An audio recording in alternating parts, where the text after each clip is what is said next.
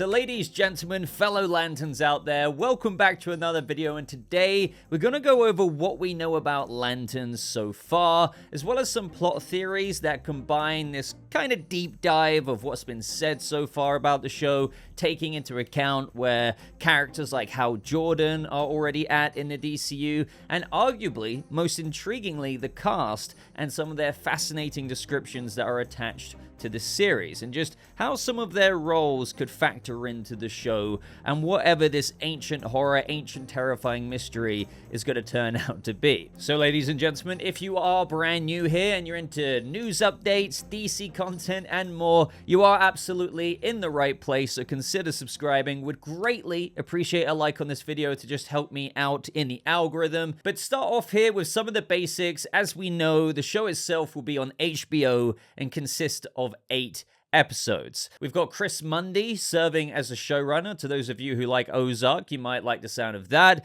And he's also executive producing, while Damon Lindelof and Tom King co-wrote the series with Mundy and also executive produced the show. So we know from the initial announcement from Peter Safran that our vision for this is True Detective, which, as many of you know, when I first heard that, I loved the idea of a True Detective inspired Lantern show, which reminds me, if you haven't somehow seen True Detective Season 1 with Matthew McConaughey and Woody Harrelson, go do that now. And the basic plot premise from the logline for Lanterns is the series follows new recruit John Stewart and Lantern legend Hal Jordan, two intergalactic cops drawn into a dark, Earth-based mystery as they investigate a murder in the American heartland. But one thing about this is that even though the tone of the show, as it's being described, is one that has caught the attention of many people, including myself, of course, there are also many others who are understandably a bit apprehensive, as when tackling a live-action Green Lantern series, you'd still want to incorporate these larger cosmic aspects into the show. So on that subject, James Hawes, who directed the first couple of episodes, was actually asked in an interview by Brandon Davis, who pointed out to him how everything we hear or see about Lanterns looks kind of grounded on Earth,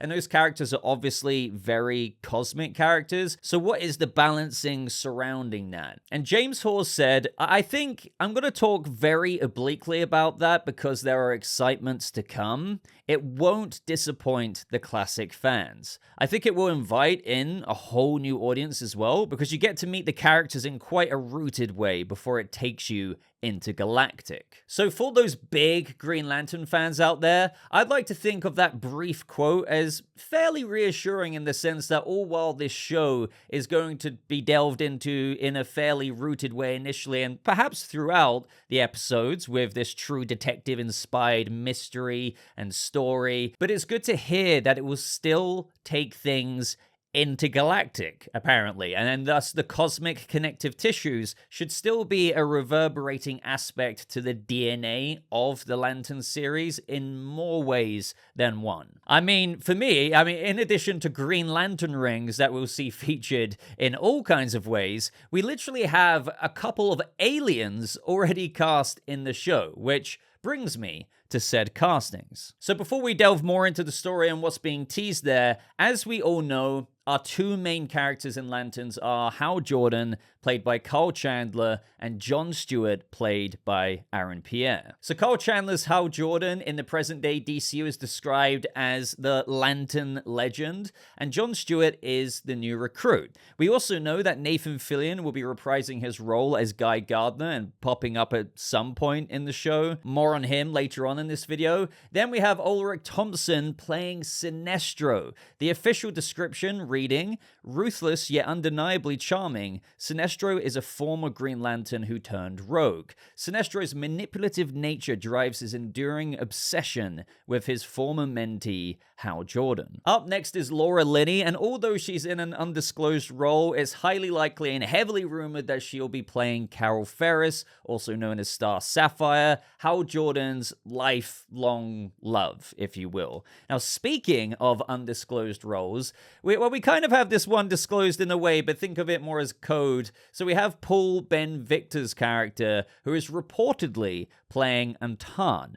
So he's described as an extraterrestrial devoted to exposing the truth and exacting vengeance against those who wronged his people. Consumed by a deep and unrelenting hatred for the law, he is determined to deliver justice on his own terms. Now, one of the leading theories that we'll get into much more later in this video is that Antan is really a code name for Atrocitus. Then we have Kelly MacDonald playing Kerry, the sheriff of the town Hal Jordan and Jon Stewart go to in order to investigate the murder. Her official description states, a no-nonsense woman deeply devoted to her family and close-knit town. Her resilience, shaped by a complex past that's hardened her resolve, anchors her when the community's secrets begin to surface. It's also been widely reported that the character is believed to be a potential love interest for Kyle Chandler's Hal Jordan, which is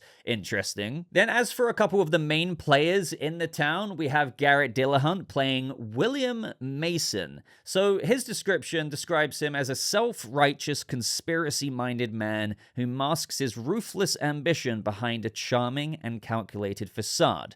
More on William a little bit later. But we also kind of have another William who appears to be William Mason's son, and that is Jason Ritter playing Billy Mason. So he's described as a good-looking charmer who does his father's bidding. Capitalizing on his family's reputation, he clings to his small-town ego and has everything to lose. Then we have Poorna Jagannathan playing Zoe, described as effortlessly confident and poised in any setting, even those where she stands out. She is every bit as composed and cunning of the influential men around her, and she's reportedly married to William Mason, but Zoe is also rumored to be a love interest for Jon Stewart. So another thing that's fairly interesting there.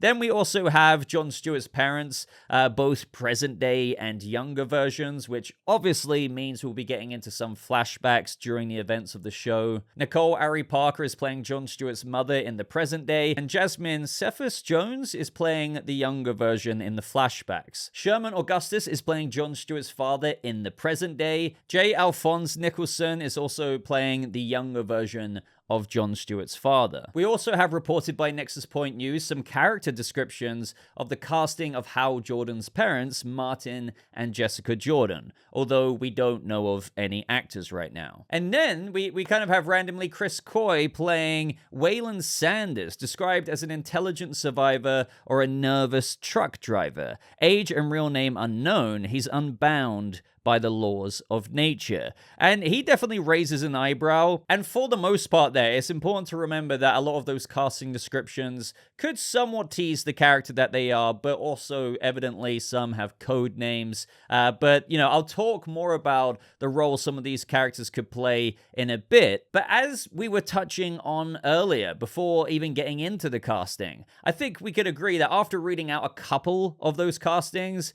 I mean, sure, that the plot is going to be about this investigation and mystery in this town on Earth, but it does feel to me that Lanterns will not really remotely shy away from the fantastical side of Lanterns stories. Now, having said that, despite me having faith in a lot of the cosmic ties being fairly present in this show, I still don't know if that means we'll literally be seeing the Lanterns fly and report to the Guardians of Oa, even though James Hawes said things getting intergalactic. But having said that, never say never, because in combination with what James Hawes said, we did have the actor for Zoe, Poorna Jagannathan, tease and maybe even seemingly confirm in an interview a very cosmic set of characters in the show. And when describing the series, she said, but you know, the way I describe every character, it's all the characters you love and you know. The Lanterns, the Guardians, Sinestro, and like all that world is still intact, and yet everyone is presented as hero and villain at the same time. And that's what makes the writing so complex and so layered and so beautiful. So that is very interesting. She said Guardians when deeply praising the Lantern script in an interview. And this is to be, I guess, taken with a grain of salt, I suppose. suppose, but I just don't think she'd even really know of the Guardians unless they were featured in this series in some way, shape, or form, let alone even word it like that when specifically talking about the show's scripts, which I do find encouraging. So at the very least, I think they could appear via a telepathic lantern ring kind of message rather than maybe seeing them on Oa itself. But again, never say never. But let's get back to it. Like, one of the biggest talking points of this video with what we know and what really just contributes to larger speculation leans directly into what Gunn and Safran said about it a long time ago now, and that is that Lanterns seems to be quite an important show to the DCU. Safran initially described it as it plays a really big role in the main story that we're telling across our film and television. This is a very important show for us, with Gunn then saying that it's a terrestrial-based mystery that leads into the overall story that we're telling throughout the different movies and television shows. We find this ancient horror on Earth, and these guys are basically super cops on Precinct Earth. So ever since we heard those words at like the beginning of 2023 now, that they've always stuck with me. Lanterns in some way and somehow will impact the DCU's overarching story, literally being described as playing a really big role in the main story that we're telling across film and television. I mean, I think we can all agree here, that's a pretty big deal. And all while we have yet to learn exactly what it is in Lanterns that could impact the DCU story to such an extent, I think a lot of us are assuming that the Lanterns show could be setting up a larger obstacle or villain for the heroes of the DCU to face off against as even more projects unfold throughout the years. Now, all while Lanterns will have its own obstacle to overcome in its plot and in the 8-episode season, there could still be something introduced that's even more formidable behind the smokescreen of the season's seeming resolution. What we have to go on so far is that while Hal Jordan and Jon Stewart are investigating a murder in this town in Nebraska, which I've come to learn is called Rushville, Gunn also stated that we find this ancient horror on Earth. Now, this is something that has always insanely interested me about the premise of Lanterns, is that we have lanterns investigating this murder. The reason why I say that is fascinating to me is because it's an investigation that necessitates the involvement of Green Lanterns. Otherwise, you could just say, why isn't Sheriff Kerry handling the whole investigation herself in her own town? Or if it's maybe a bit more serious, why isn't the FBI getting involved in the case? Nope, this has gone all the way up the ladder to demand the attention of Green Lanterns. So what I believe we can take out of that is perhaps the character who was murdered could be of some note in the DCU and is regarded as not only important to also Lanterns, but perhaps the nature of the death is highly suspicious and one that Lanterns can help identify. And that leads to also what Gunn describes as, in it, they discover a terrifying mystery. Well, I think one casting in particular from what we read out earlier could be a very important signifier of how this mystery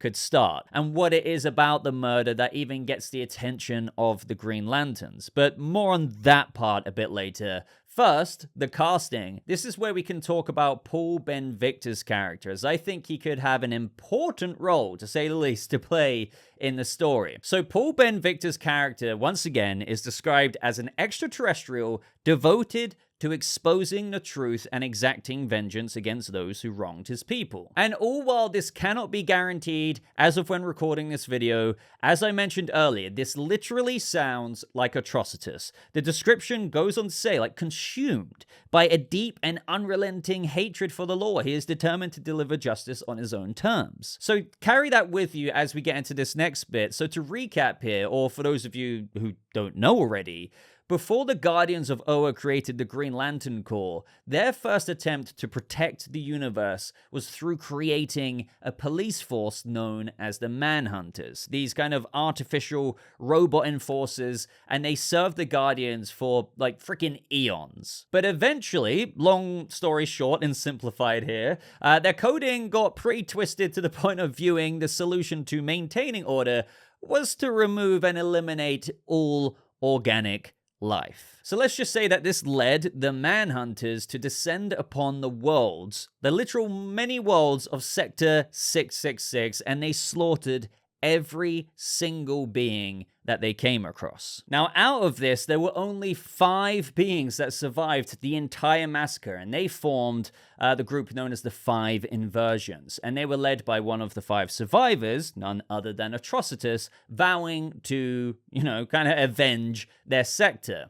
So you can see where I'm going with this, and you may have heard this out of fan theories already, but Paul Ben Victor is playing a character, I know I'm repeating it again, but just to really heavily emphasize, who is devoted to exposing the truth and exacting vengeance against those who wronged his people. I mean, obviously that character description doesn't do justice to what happened to Atrocitus, but if that's not a description for Atrocitus, then I don't know what is. But it also states, again, on the latter part of the description, consumed by a deep and unrelenting hatred for the law, he is determined to deliver justice on his own terms. Well, how would he go about delivering justice? So there is most certainly a way he can go about doing this, which harkens back to the comics. But as I always say, I need to stress this, adaptations don't copy and paste. So I think the comics will more or less influence the way Lanterns could adapt things here, implement events into the past, given how Jordan already being a veteran, while also doing their own spin on things in the DCU's iteration of DC canon. So one thing that the 5 Inversions did is that they performed a ritual that gave them the ability to see into the future, which allowed them to discover the prophecy of the Blackest Night, which I'm sure you've all heard of. And before anyone flies off the lid, no, obviously I don't think they're gonna go and adapt the whole of bloody Blackest Night in the Lanterns 8-episode series itself, but rather the very foundations of a long build-up could maybe, just maybe, be established, especially if we are correct about the Atrocitus casting in the series. But again, more on that later. But to simplify things here, they were imprisoned on their capital world of Ysmalt. I hope I'm pronouncing that correctly, where Abin Sur learned of the Blackest Night prophecy from them. So from this moment on, Abin Sur kept visiting Ysmalt to learn how to prevent the Blackest Night from coming to fruition. This even got to the point where Abin Sur freed Atrocitus. Yes, freed him from his imprisonment so he could lead him to the birthplace of the Black that would end the universe as foretold in the Blackest Night prophecy, which was none other than, you guessed it, Earth. This then led to Atrocitus escaping Abin Sur's starship when they were arriving to Earth, and after mortally wounding Abin Sur, which, as we know, his Green Lantern ring went to go and find Hal Jordan. And so after this, Atrocitus was on Earth, and after a few acts of atrocity, I guess you could say, he performed another ritual that gave him the identity of the Herald of the Blackest Night, none other than William Hand. And his motivations were pretty straightforward. So after seeing the prophecy and identifying the potential to get his vengeance, Atrocitus wanted to kill William Hand so he could take that power for himself and bring about the vengeance he so long desired to take against the Guardians. Now, eventually, right after Atrocitus was about to take out William Hand, he was bested by Sinestro, and at the time, none other than a rookie, Hal Jordan, and kind of William Hand just ran off with the cosmic divining rod that Atrocitus created in order to be able to kind of contain the power of the Black, which, William Hand later uses himself as a weapon. Now, I know that's a lot of information, and kind of without reciting every inch of the story, the reason why I got into all of that is because it just wouldn't surprise me if some, if some version of these events have happened in the DCU, and possibly where things can even be going in the Lantern series. Perhaps in the past of the DCU, after a rookie Hal Jordan and his mentor Sinestro bested Atrocitus here, which ended up with William Hand going on his way, maybe there could be a situation where Sinestro says something similar to what he said in the comics in response to Hal asking, what did Atrocitus want with him? With Sinestro replying, they gain power through the blood of others they deem doorways, beings they believe are tied to the greater fabric of universal power.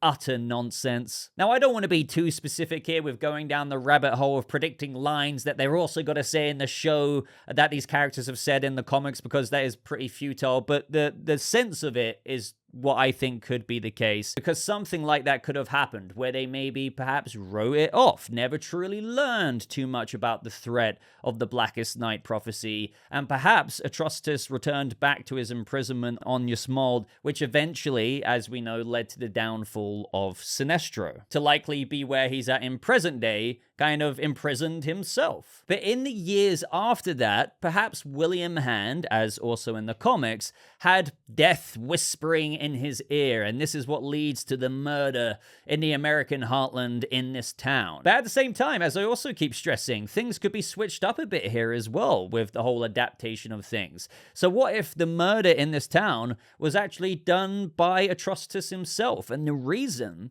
why Lanterns go and investigate it is because of the nature of the death. Perhaps it was done in a ritualistic manner in the way that they have seen before with Atrocitus in the past. And as soon as, let's just say, Carl Chandler's Hal Jordan looks at the crime scene himself, he kind of recognizes the handiwork and who could have done this, which then leads him to further follow up that lead. This could then take him back to his former mentor of Sinestro, and in Lanterns, after all, again, we're a couple of decades at least into the lore of these characters in a DCU that's already had this history to some extent. So all while we have to wait and see what events have been canon in the past from the Lanterns lore in the comics and what they may have changed up here and there, I think a lot of fans are in agreement that Sinestro would likely be portrayed in a way where Hal can go visit him Hannibal Lecter style. And I can really imagine a scene like this in where Hal has to go back to Sinestro after perhaps not seeing him for bloody years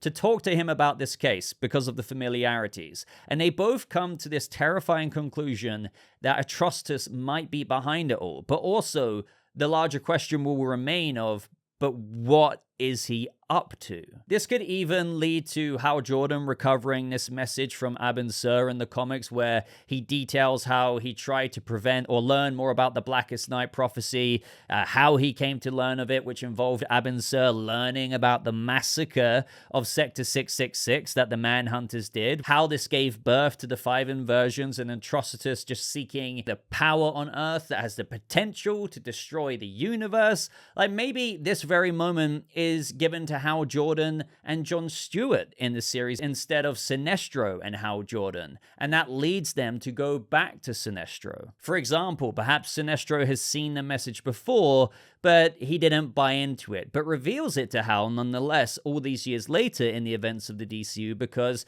perhaps where he once thought there was nothing to it, as he never believed in prophecies, upon more information now, maybe there is something that maybe I should tell Hal Jordan about this just in case there is something more. Again, that's another rabbit hole of speculation, but you can kind of see how the show could shuffle around events like this with certain characters into the investigation. So perhaps in the show, or while it's quite on the nose, going back to another casting here, William Mason could just maybe be their version of William Hand. I mean, after all, William is from this town. He's described as this conspiracy-minded man who masks his ruthless ambition behind a charming and calculated facade in a town where the community's secrets begin to surface. Like, maybe, and this is in the town where a weird-ass murder happens that warrants Lanterns' investigation. So maybe they could also adapt William Hand here a bit differently. Perhaps rather than being a bit solo at the beginning, they could introduce more of a cult element to the Blackest Night in this town. So if any of this is anywhere, somewhere near the truth,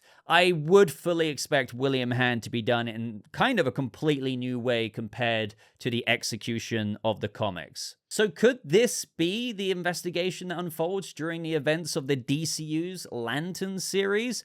Possibly. I mean, sure, we wouldn't see black lanterns flying around the place, but I could easily imagine Hal Jordan and rookie John Stewart investigating this murder, which, as described, they find this ancient horror on Earth that unwinds into this terrifying mystery, which could involve the character of Atrocitus, and all while things have seemingly been resolved in the show to some extent, maybe the looming threat of the Blackest Night prophecy will contribute to a much larger roadmap plan for the DCU for many years to come. But the only thing that really kind of puts me off the whole Blackest Night theory is that I just can't imagine James Gunn doing an adaptation of a full-on Blackest Night with Black Lanterns revived of characters in the DCU or corrupted characters by Black Lantern rings. But who knows? If it's years and years and years away, maybe this series could be the prelude to something in this area much further down the line. So all while I do struggle with that, I also just struggle to identify what else could really link back to what Gunn and Safran teased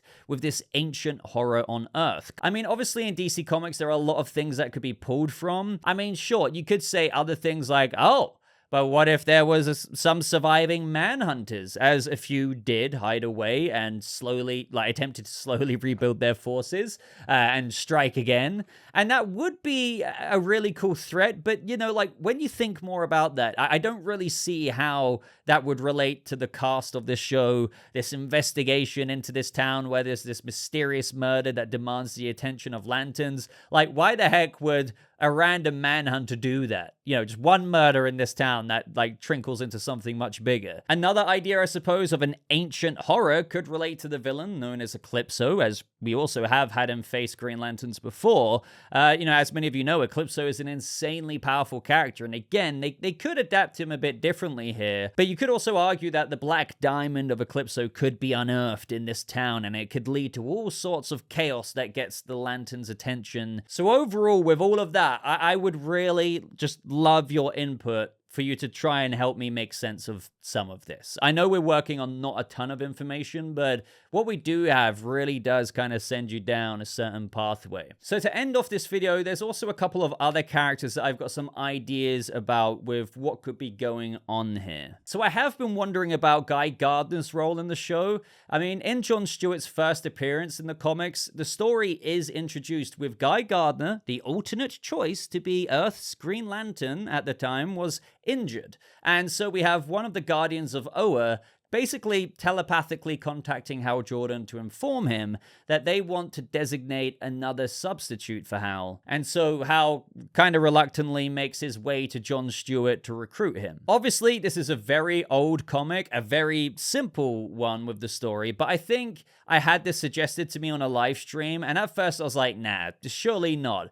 But with Nathan Fillion likely only having a small role in the show, because this is overall about Hal Jordan and John Stewart, and we know that Nathan Fillion's time on the show is spent with John Stewart, it does make me wonder if they could actually do a sort of adaptation of this. And maybe Guy Gardner, let's just say, he gets injured, and this is how John Stewart gets thrown into the fold with his own destiny as a Lantern. Now, to stress it, I think Guy Gardner will be fine overall, but it just wouldn't surprise me if they want to harken back to a very original origin in Hal, who may be possibly retired at this point, could be commanded and instructed telepathically by the Guardians, and that's how we see the Guardians that Porno Jagannathan mentioned, and they tell him to find John Stewart, and that brings them together in the rest of this series. And I can imagine how this would actually match up nicely to how Hal acts in that first John Stewart appearance, where he doesn't really think John is a good choice or pick by the Guardians, but hey, their judgment stands, so he has to roll with it. But along the way, he comes into the buddy cop kind of spirit of things as described by James Hawes, bonds with Jon Stewart and comes to respect him more and more as the show unfolds. And I can also imagine if Hal has been out of action for a while, and again, like there's no concrete information on that, but I could just imagine there being a bit of the trope of him finding the Lantern legend inside himself that has lied dormant for some time. So that may or may not happen. I kind of have no idea, but I actually quite dig that theory. But why do I say that Hal Jordan could be maybe inactive in the present day DCU?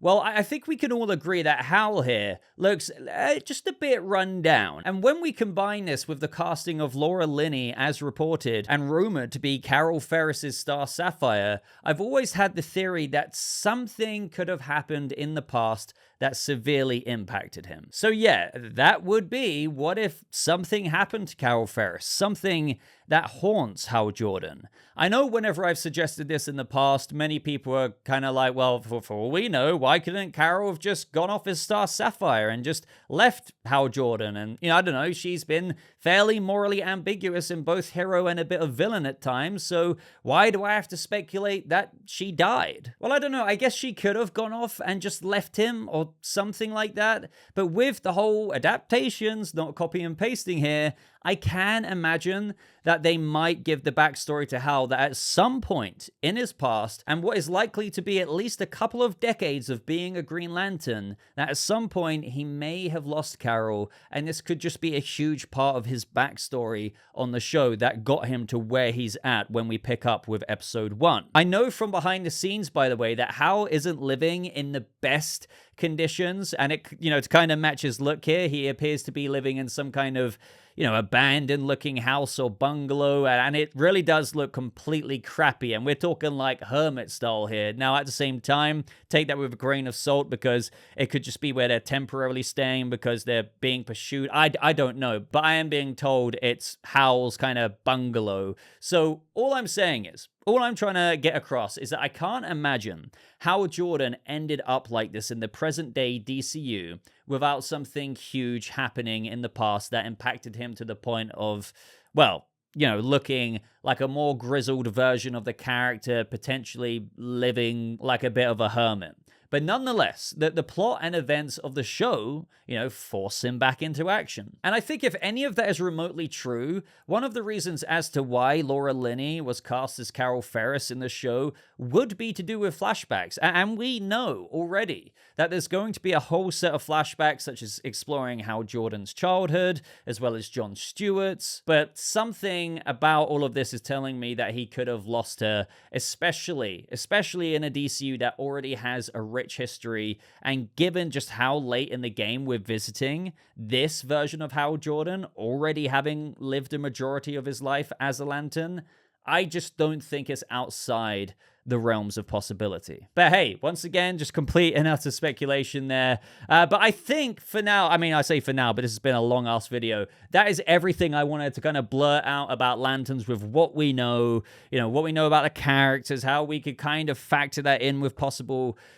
plot theories and stuff. So although I am hoping to learn more, maybe in October at New York Comic Con, that would be amazing. This is something to kind of tide ourselves over until then. And I would just love to hear any and all thoughts of what you thought about what I had to say. Let me know if you have any bonus, solid theories that you could realistically implement into what we're working with the parameters of the show and where these characters are at. But if you got to this point in the video, I would deeply appreciate a like rating. Consider subscribing for more bonus videos like this on the channel, in addition to reviews and news updates. But until next time, guys, I'm going to love you and leave you. So again, really appreciate you guys watching. I hope you have a lovely rest of your day, and I'll see you fellow Lanterns in the next video.